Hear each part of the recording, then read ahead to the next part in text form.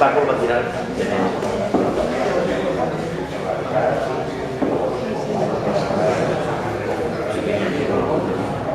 Bona nit. Bona nit a tots. Se sent bé? Perfecte. Molt bé. M'imagino que tots tindreu el full que hem preparat, de la forma si algú no el té, estaria a l'entrada. Bé, com que són les 8 i 2 minuts anem a començar ja. En primer lloc, donar la benvinguda a la de plens, agrair-vos a tots la presència, que la veritat que gratifica que organitzem algunes coses per mateix i que la gent responga perquè tot això que fem és públic i treballem per a vosaltres. Bé, com molt bé sabeu, la realització de l'auditoria la portarem els partits que ara estem governant. Tant Compromís com el Partit Socialista portarem en el programa electoral la part d'Hisenda realitzar una auditoria dels comptes municipals. Una de les principals raons que la fem és per això, perquè una proposta, les propostes estan per a complir-les i per a començar. Però després també la necessitàvem, i així no ho creiem des de l'oposició, perquè havíem de saber els comptes en totes les dades reals. No vol dir això que no els teníem, però no els tenim de tota la manera completa i en l'àmbit global des de quan tu no estàs governant. I era important perquè quan tu entres a governar o quan un equip, un partit entra a governar, necessita saber més o menys d'un partit, on s'inicia el seu mandat, i fer aquesta línia virtual, aquesta línia que diu fins d'ací és el que ha fet l'anterior equip de govern, fins d'ací i d'ahir cap avant nosaltres, per saber on estem. I també la raó més important que creguem és perquè el poble del Genovés sàpiga com està la situació o com estava la situació financera a 1 de juny de 2015. Perquè aquesta és la foto estàtica, la foto de 1 de juny de 2015. Que voldríem haver-la fet abans, sí. El que passa que entres a governar i hem prioritzat primer la tasca de govern, la gestió, perquè la màquina no pare i perquè el veí tingui el seu servei al 100%. Cal dir, molt important, que les dades que hi ha en la part econòmica financera estan auditades per l'Oficina de Coordinació Financera amb les entitats locals, que depèn del Ministeri d'Hisenda i Administracions Públiques. Les dades han estat facilitades pels tècnics i els funcionaris del Ajuntament del Genovés i revisades un per un, una dada per dada, per la intervenció municipal. Aquesta és la introducció. L'auditoria s'ha fet per part de la regidoria d'Hisenda i la regidoria de Comunicació, per tant, el que vos explicarà ir per randa l'auditoria serà el regidor d'Hisenda, Quique García, amb el qual vos dissenyar. Hola, bon vespre i benvinguts a tots. Abans de començar el que va ser el detall o l'explicació pormenoritzada del que és l'informe que presentem, m'agradaria dir dues coses. La primera és moltes gràcies per haver vingut, perquè ens ha agradat que el saló de plens estiga ple. Aquesta assistència ens recorda un poc a l'assistència que vam tindre quan vam fer la presa de possessió. En aquell dia recordo que estava ple de Borgó, perquè havia fet. De certa manera, aquesta afluència de gent també me recorda això.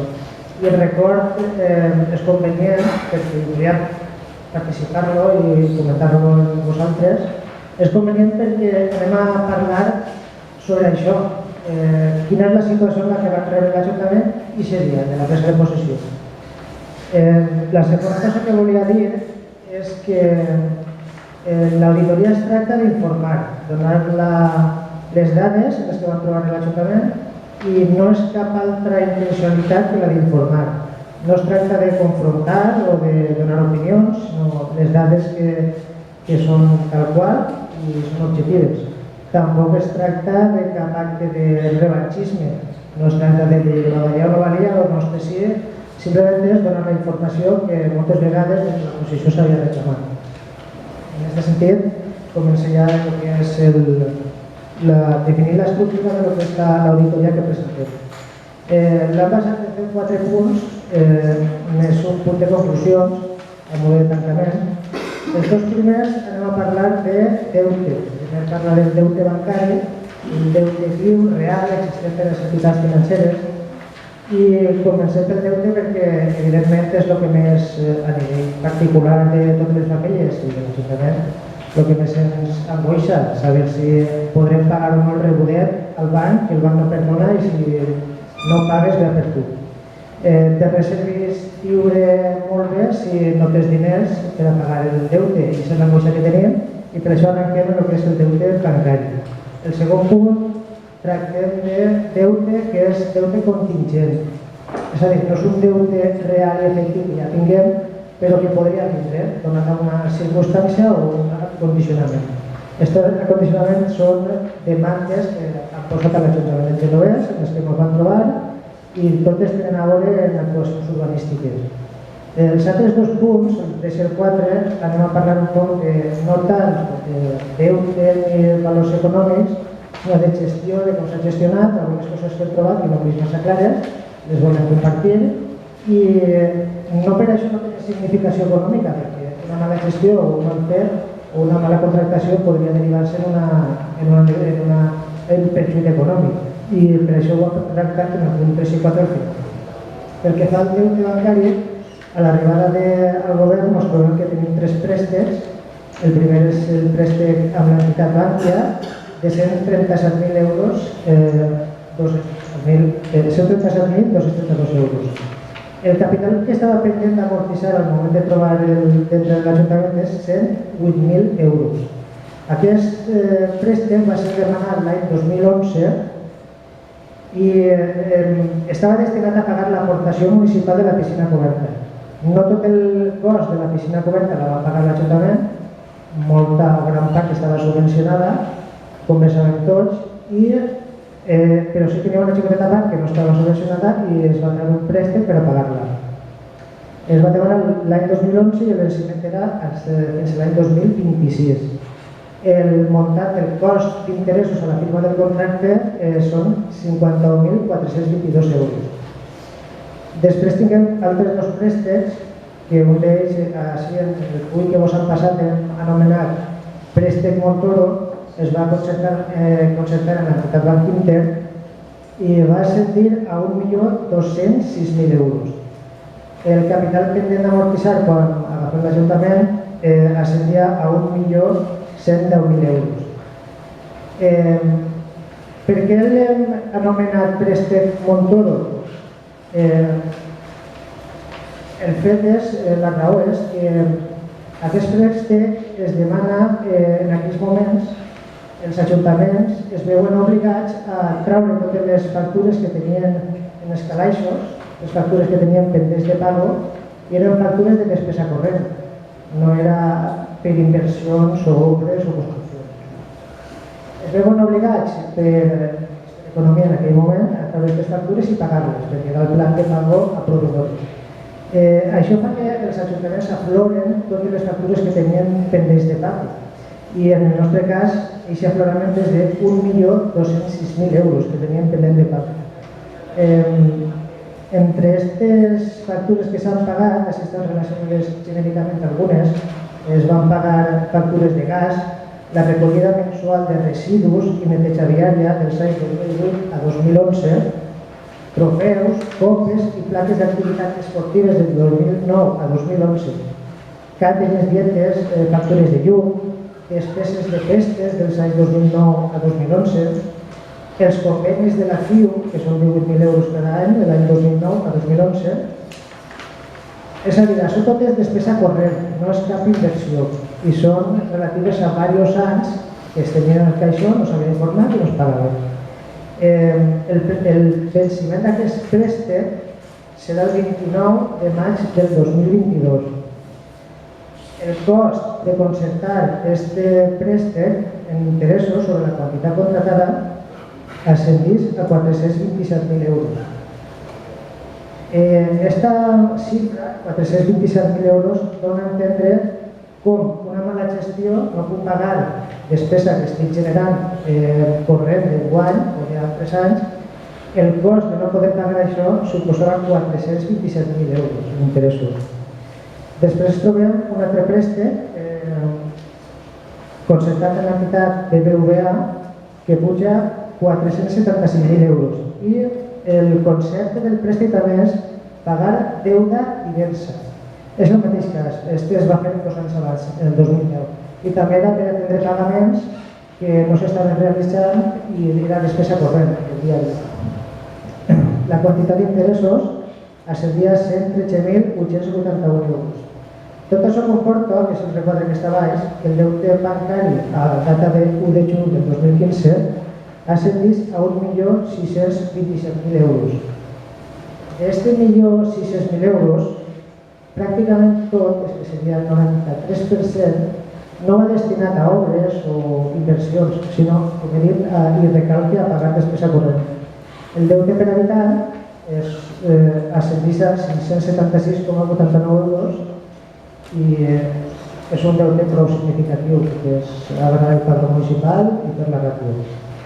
Després relacionem el quadre, gràficament, per que vegem l'evolució del deute, com creix exponencialment, la relació d'interessos, i passem, si voleu ja, aquí quin és el passiu contingent, quines són les repercussions en les que es podrien trobar l'Ajuntament a hores d'ara i que estem pendent de demanda judicial.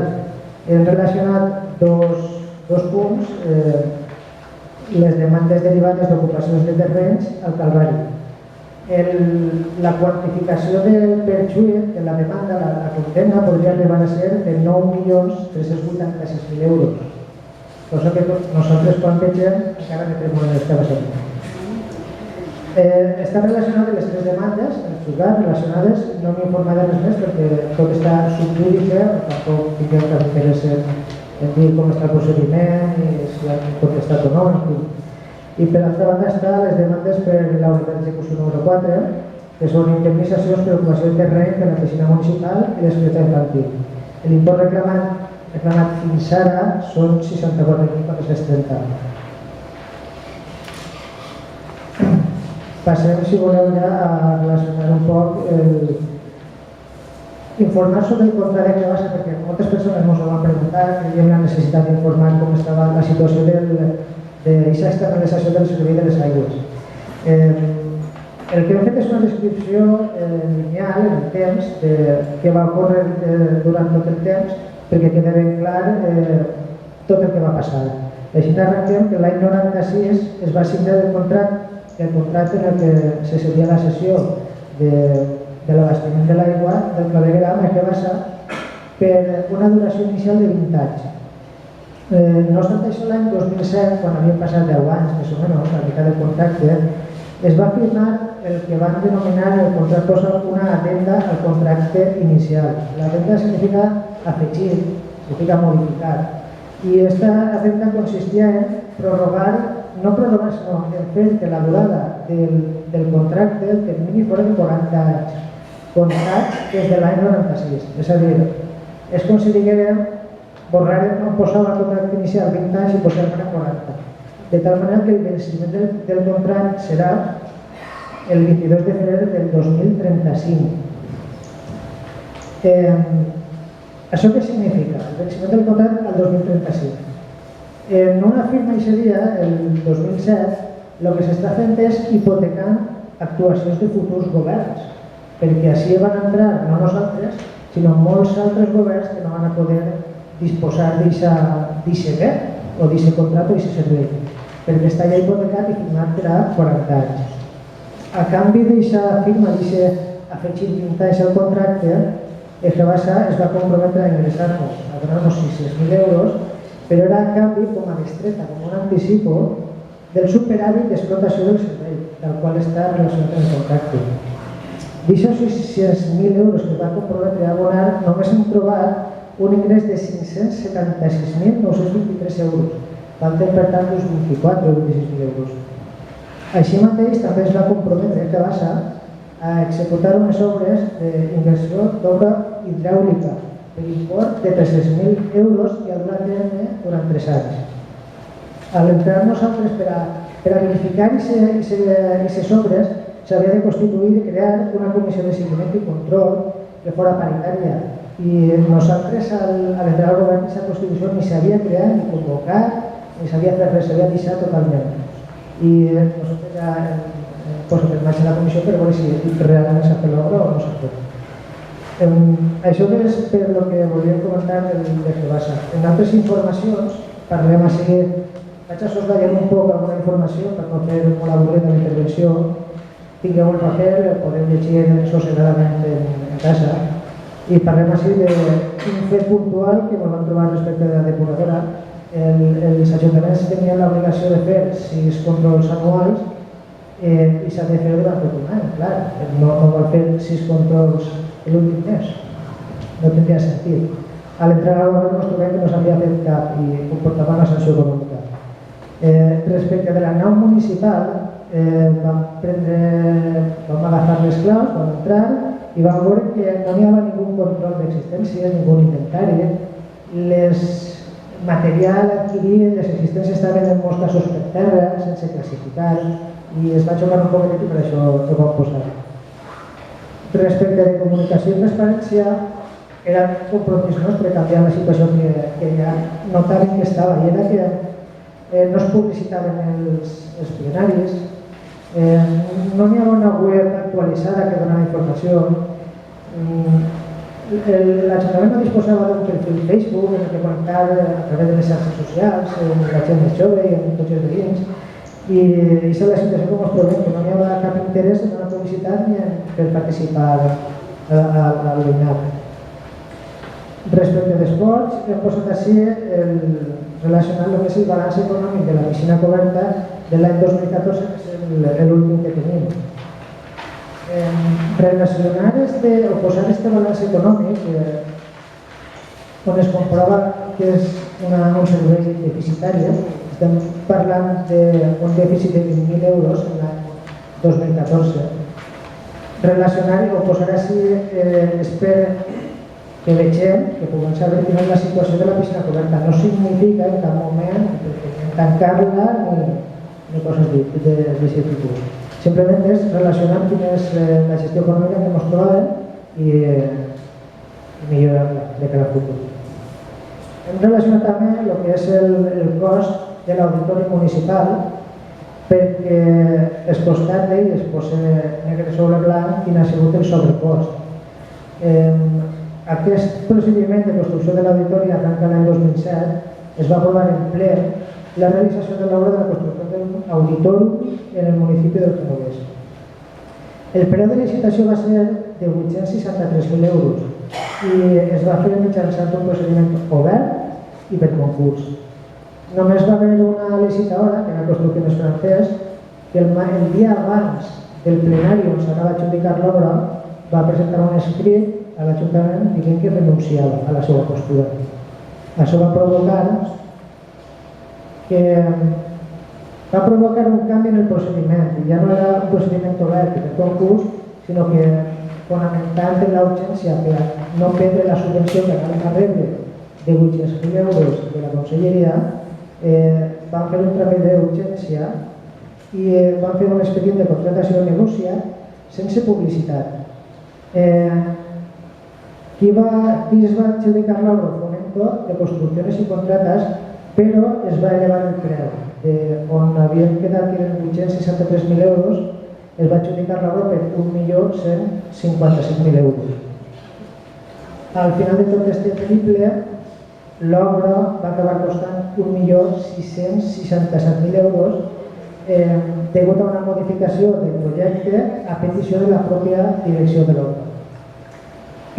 Hem relacionat també, i és un fet que hem comentat alguna vegada, que ens vam trobar en una renúncia feta per l'anterior alcalde a una subvenció de 130.000 euros que tenim concedida per a la remodelació d'instal·lacions esportives. La sorpresa va ser que la van trobar i aquest escrit no va passar pel registre d'Hisenda de l'Ajuntament. I gràcies a les gestions de l'alcalde ha pogut recuperar-se. Respecte a aquest tipus de gestions, es van trobar en un problema un veïnat, que era el veïnat dels veïns d'Ausiàs Mar, que tenien una reivindicació, que podem dir que és una reivindicació històrica, perquè ja portaven diversos anys demanant, no era tant una queixa, era una reivindicació, estaven demanant en la firma de que solucionarían un problema que tenían en l'arbrat, que estava descuidat, no sabia fer ninguna tala i donábamos problemes. Es va costar moltes reunions, moltes peticions d'informes i si el tema s'ha actuat ja sobre aquest tema, però trobem que desatendre una reivindicació tan forta calia, mereixia la pena posar-la en aquest informe d'auditoria. Respecte d'educació també hem volgut posar dos aspectes, un d'ells és que no s'havia creat el pla d'emergència de l'escola infantil, que és preceptiu, és obligat, i d'altra banda el Consell Consultiu de l'Escola Infantil no estava funcionant. Per acabar en conclusions, passaré el micro a través de l'alcalde per a que concluïsca tot aquest informe. Esperem haver-vos cansat molt i moltes gràcies per la vostra assistència. Moltes gràcies, Piqué. De les conclusions que hem tret en l'últim punt de l'auditoria, aquestes són les nostres conclusions. Hem intentat la informació sigui de la manera escèptica possible, és a dir, donar dades i que cadascú traga les seves conclusions. Per no cansar-nos tampoc, el que sí que hem detectat és que el major percentatge de deute era per a despesa corrent. Això és el que més podríem destacar i això ha pogut influir negativament en les arques municipals i en la prestació de serveis de qualitat. Però ja, com he dit, que cadascú traga les seves conclusions, nosaltres les detallim i això ressaltar que és l'auditoria que hem realitzat nosaltres, que els comptes, tot això està auditat pel Ministeri, està informat per tècnics municipals i revisat per la intervenció municipal. Ara el que havíem pensat era passar a un torn de preguntes. Sí que podríem acotar a preguntes relacionades amb l'auditoria, atès que en els plenaris, com bé s'ha rotllat, quan s'acaba la part oficial del plenari, el públic assistent pot vindre i preguntar allò que tinga dubte o fer les propostes que siguin. Per tant, sí que m'agradaria que les preguntes foren acotades a l'acte que avui estem celebrant, que és la presentació de l'auditoria o relacionada amb l'auditoria. Si algú vol fer alguna pregunta.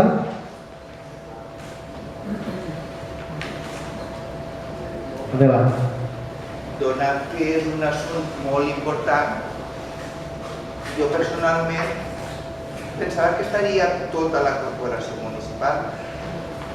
No és així perquè és un treball del govern municipal, és un treball de l'equip de govern, no és un treball de la corporació. Vale. Gràcies. Bueno, i gràcies per aclarir-nos, perquè a voltes sentim comentaris i no es pot respondre en xifres en la mà. Per lo menos ara, si n'hi ha algun dubte, ho podem contestar. Sí, així no està el que porta la gestió d'un ajuntament, perquè és enorme, però sí que hem intentat, a part que nosaltres, la policia, sabíem la gran majoria d'aquestes coses, altres coses no, però era important perquè creiem que el poble havia d'informar com estava la situació. Cadascú que està a les seves conclusions, però és important que la gent sàpiga com estan les arques municipals, perquè això és de tots. Més preguntes? Ricardo.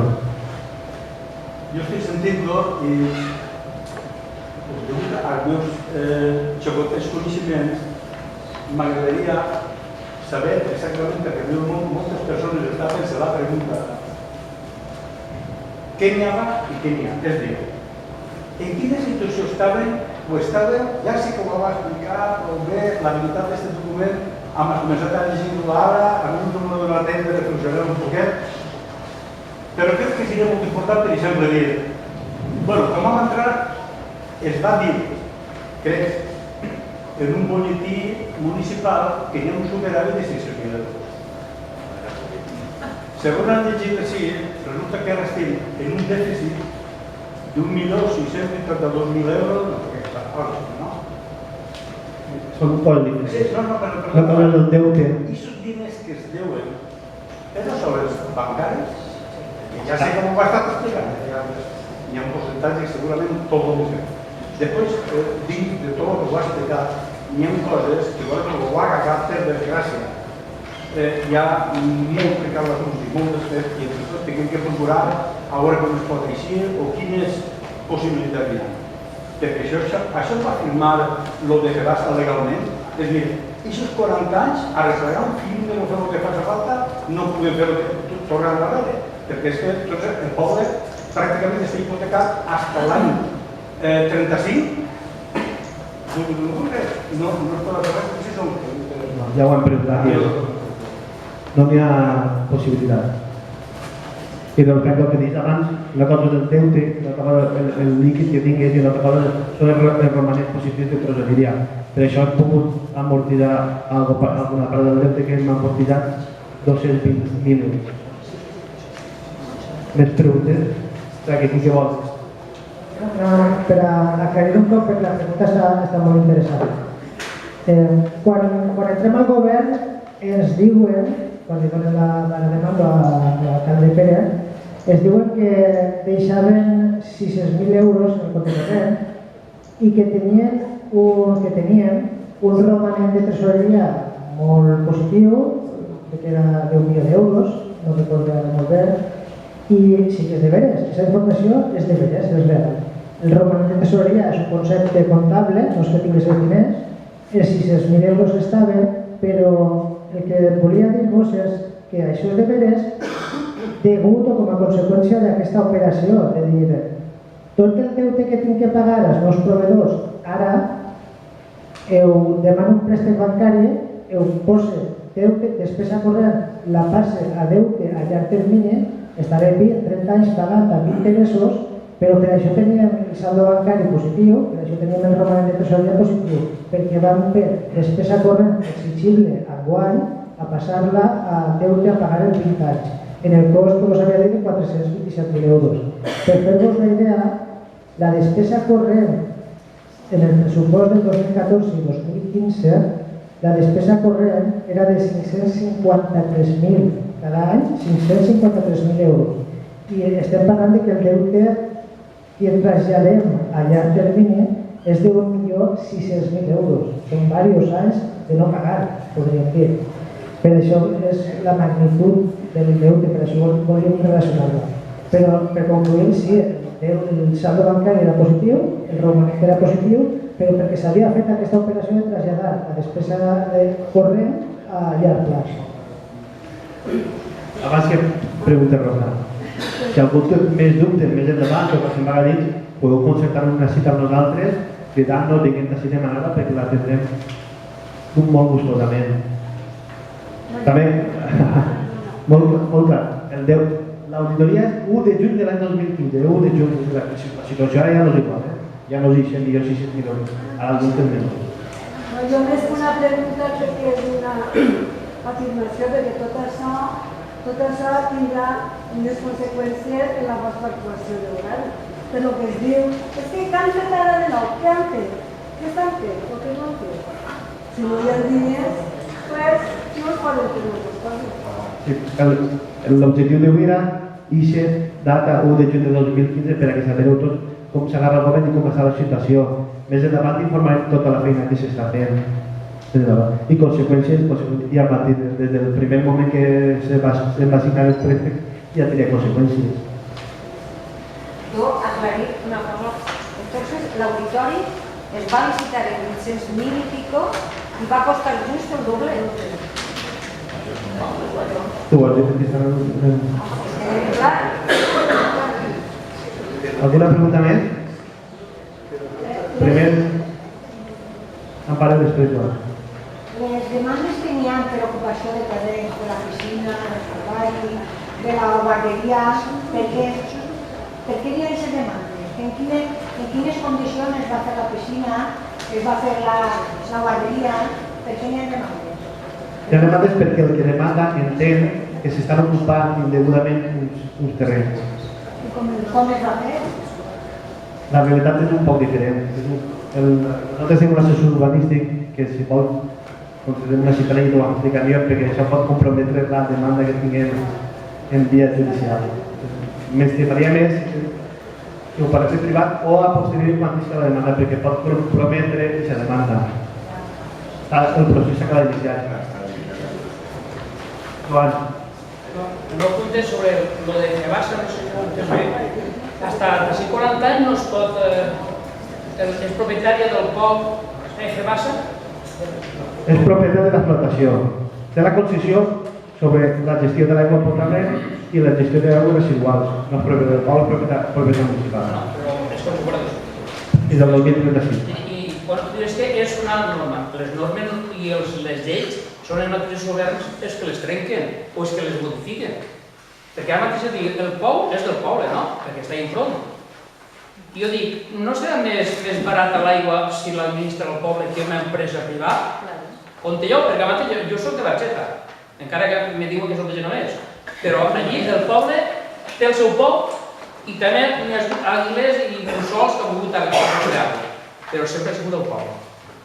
I per tant això és una economia pel poble. Jo no sé, hi haurà alguna força, alguna norma, alguna llei o contrallei que modifiqui això.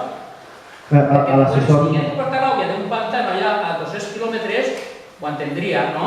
Però d'ací a 500 metres que està de ma casa, no ves el... no ho sé, no sé. I hauríem de veure diverses coses. La part jurídica sí que l'hem consultat, potser hi havia que contrarrestar una altra consulta, però el que ens han informat és que de moment ahir no podem fer res. El conveni està signat. I com ells sí que ho van poder canviar? Perquè s'acaba la concessió i la prorroguen els anys que va prorrogar. Es podia prorrogar i la prorroguen. Però els contractes es trenquen, els laborals, els tots. És una qüestió que podem mirar més endavant. Has de partir de dos idees. El contracte firmat entre les parts és llei entre les parts i obliga al seu compliment com una llei. Entre les dues parts has de complir allò que t'havies compromès. Els contractes s'han de complir. Per a modificar-lo en concurrència de voluntats, si ens posem d'acord canvies el que siga, però si no, no. Estem així de dir. Doncs ja està firmat.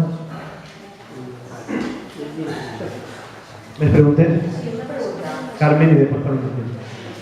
Tornant a poder passar.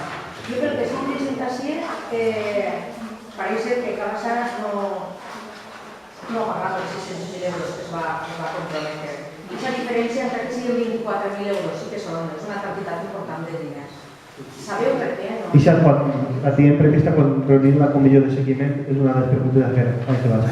Però està demostrat i comprovat que no s'ha ingressat. Quan fem aquesta primera reunió de seguiment ho hem de preguntar. I després els 300.000 euros que es va comprometre en inversions d'obra hidràulica, això està... També no m'he justificat. Tot i això, en aquesta primera reunió de seguiment ho hem confirmat. Perquè en el cas de que no hagueren complit el compromís que ells van adquirir, ahir no es podria? Es podria fer alguna cosa, però primer ens hem d'assegurar si està fet tot. El contracte es podria aturar. Principi de precaució. Juan Ignacio. Vale, en julio del 2015 se debían estos diners, pero al ayuntamiento no les indebía ni tenía diners en el banc ni res. L'Ajuntament se devia, si tenen algun, per exemple, algo de l'IBI, coses deixes per pagar, però li se devia molt poquet. I després, la segona pregunta no recordo. Si se debían o si en el banc no tenían. Sí, normal, el que tenia 600.000 euros, això s'ha dit, s'ha informat, se va dir que estava en caix.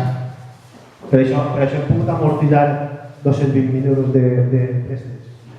Un d'ells hem liquidat. És a dir, hem amortitzat per complet. És el primer de Bankia. Això dic que aquestes situacions i aquesta data concreta, la qüestió ha evolucionat. Més preguntes? Jo. Eva. Vale. Podeu explicar un poc les demandes derivades per l'ocupació dels terrenys del Calvari? No. O això és molt estret? És extensíssim. És extensíssim i a més és com he dit abans, és un procés que està obert. Aleshores, podríem comprometre aquest procés.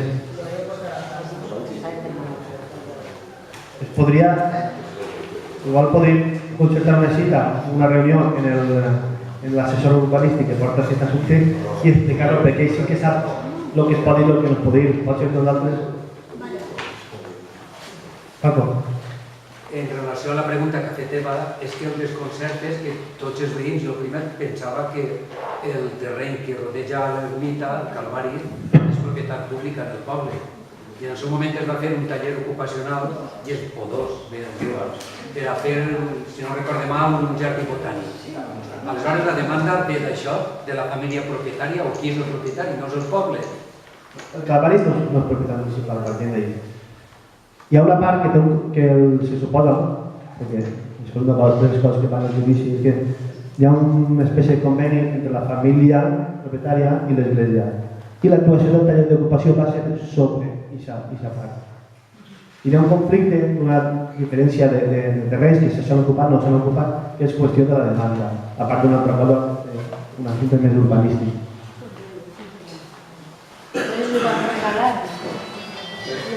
Nos van gastar ahí y van a regalar al propietario. A priori se'ns diu que tinguem raó, a priori, des de l'assessor, però clar, també es diu que moltes vegades s'ha trobat en que ell creu que tenen raó i el jutge ha determinat una altra cosa. Per tant, fins que el jutge no determine, no podem dir res. És aventurar coses que jo no m'atrevís.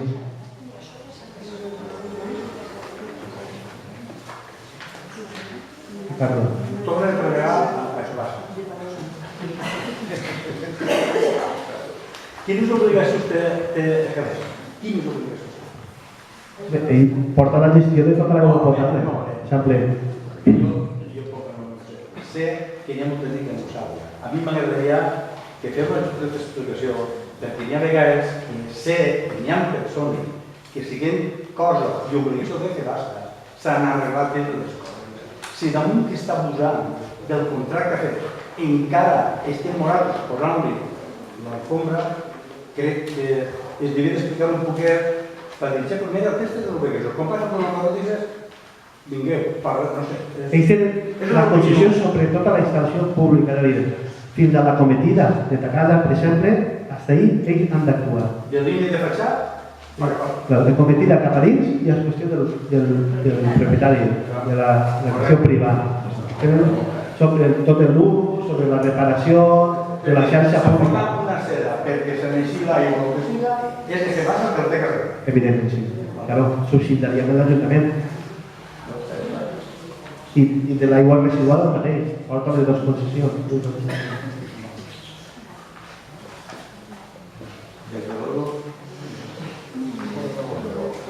En qualsevol cas, sobre aquestes preguntes que feu, ho hem aprofundit més i quan tinguem una resposta a les preguntes, perquè el portar-nos és molt ampli, puntualment no ho recordem bé, o no ho hem aprofundit més per contestar en més condicions i dades més reals. Bé, si no hi ha més preguntes, només cal tornar a agrair la vostra presència, repetir, si tu vols un més, estem així per atendre-vos, els plenaris. Quan acaba la part oficial podeu preguntar qualsevol cosa, preguntes qualsevol cosa que voleu atendre molt gustosament. Res, moltíssimes gràcies a tots i molt bona nit. Molt bé.